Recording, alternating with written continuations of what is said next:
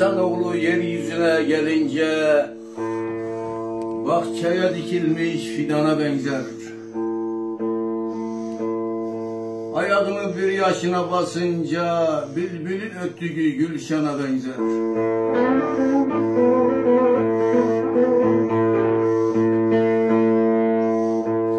İkisinde sarhoş gibi dolaşır, 3 yaşında el ayağı uzlaşır. 4 yaşında boyu bosu ulaşır, 5 yaşında tezgin ceylana benzer.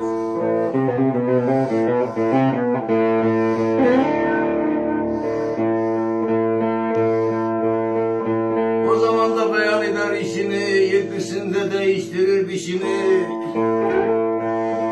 8'inde cehde koyar başını, 9'unda aşkı ummana benzer. 10 yaşında tezze güldür açılır, 11'inde kokuları saçılır. 12'de boyu bosu seçilir, 13'ünde gezgin ceylana benzer.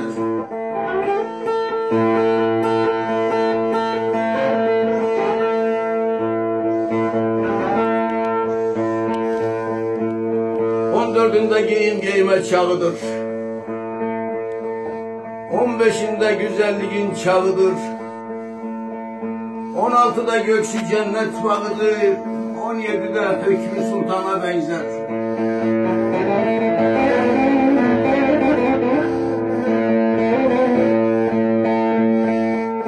...18'de kahre koyar halını, 19'da sevde kırar belini. 20'sinde eve koyar gelini, zincirler zapt eylemez aslana benzer.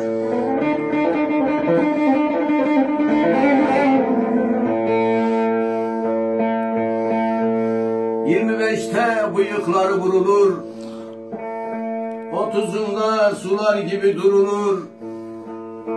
40 yaşında yavaş yavaş yorulur, yüke ağırlanmış kervana benzer.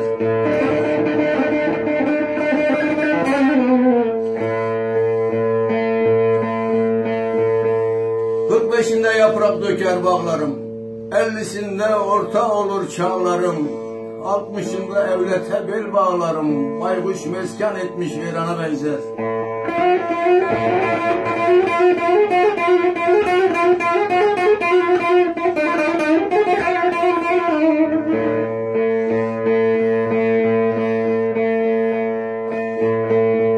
Yetmişinde sızı düşer dizine, 80'inde duman çöker gözüne, 90'ında kimse bakmaz yüzüne, gayri dostlar bile düşmana benzer.